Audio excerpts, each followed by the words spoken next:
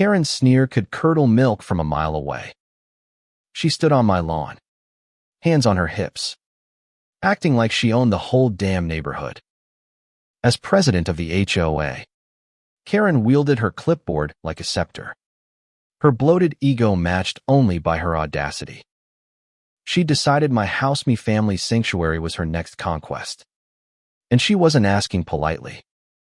It all started 3 months ago when we moved into 17 Maple Drive, a cozy 2-story we'd scrimped and saved for.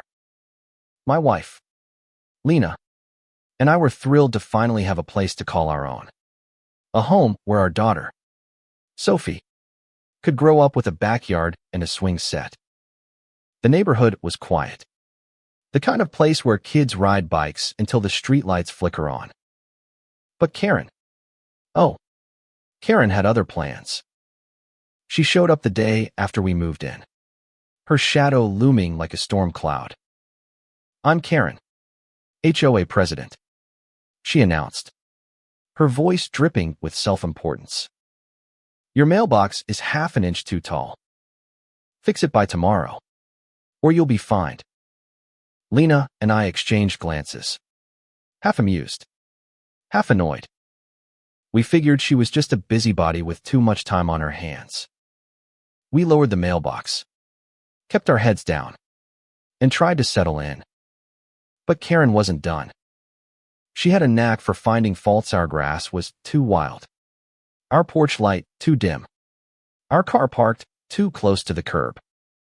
Each complaint came with a fine, each fine with a smirk. She'd waddle up our driveway, her floral blouse straining at the seams, and lecture us about community standards. It wasn't about the rules. It was about control. Karen thrived on making people squirm. Then came the bombshell. One humid July evening, Karen knocked on our door, her clipboard clutched like a weapon. "I've been reviewing the HOA bylaws," she said, her eyes glinting with malice. "Your house has 3 bedrooms, but you only have 1 child. That's inefficient use of space. The HOA requires you to allocate 1 bedroom for community use." I blinked, certain I'd misheard. Community use? You mean, like, for guests? "No," she snapped, as if I were the idiot. "For HOA members. We have families in need of extra space. You'll make 1 bedroom available, or I'll escalate this to the board." Lena stepped forward, her voice calm but sharp. "You're saying you want to take a room in our house? That's insane." Karen's lips curled into a smug grin. "It's in the bylaws, dear.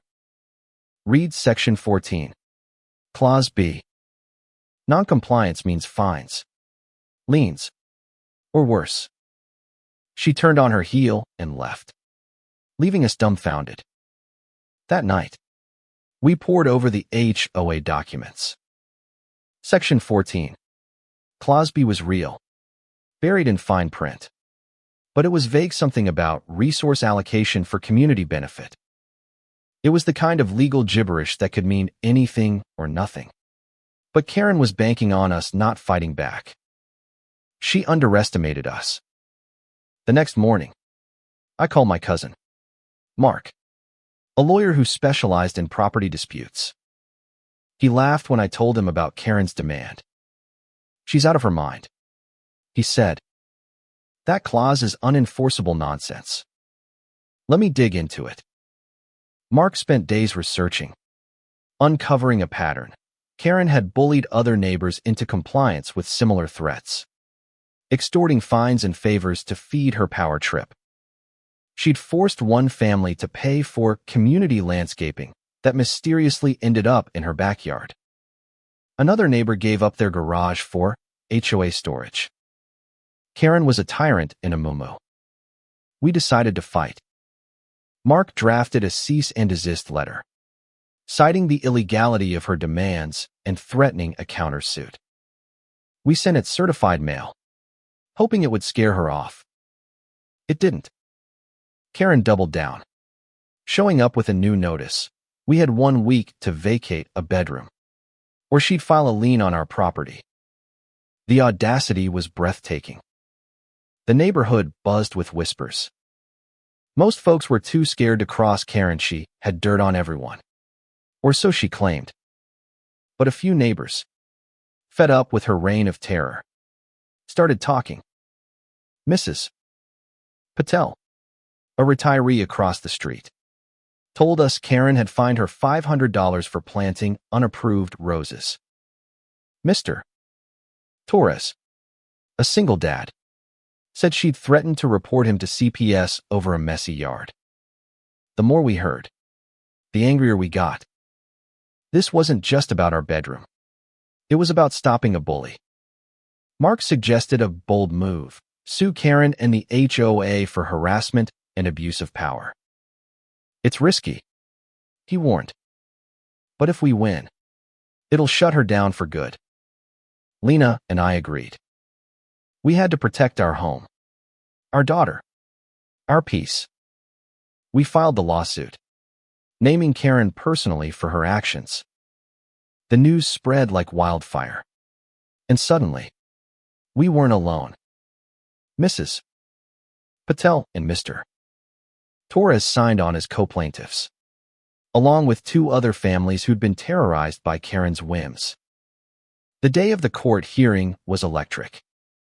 Karen strode into the courtroom, her chin high, her lawyer a slick guy in a cheap suit. She wore a garish pink dress, her hair teased into a helmet of curls, as if she could intimidate the judge with sheer tackiness. Lena and I sat with Mark, our evidence stacked like a fortress: emails, notices, witness statements, and a copy of the bylaws with Karen's overreach highlighted in yellow.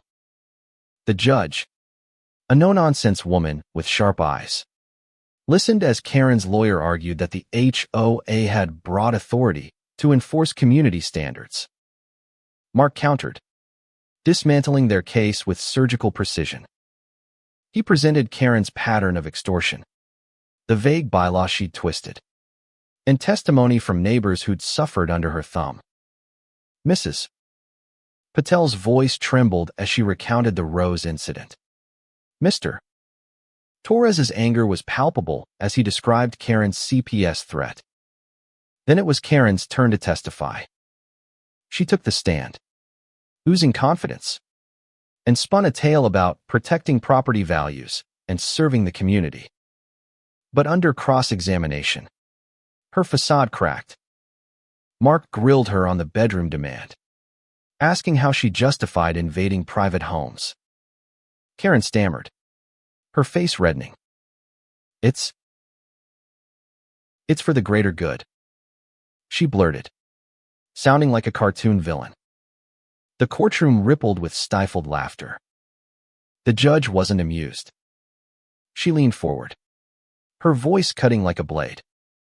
Ms. Thompson, you've abused your position to harass and extort your neighbors.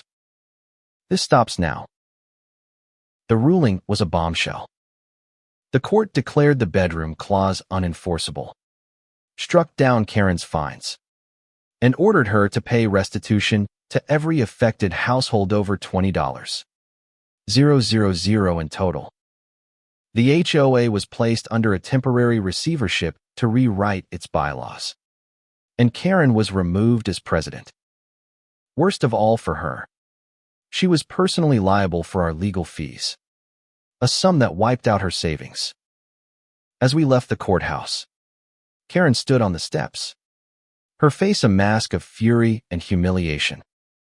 She'd lost everything: her power, her money, her reputation. Neighbors who'd once cowered now stared her down, their whispers a chorus of justice. Lena squeezed my hand, and we shared a quiet smile. Sophie was waiting at home, oblivious to the war we'd just won, playing in the backyard we'd fought to keep. Back at 17 Maple Drive, life returned to normal, as normal as it could be after a showdown like that. The new HOA board, led by Mrs. Patel focused on actual community needs, like fixing potholes and planting trees.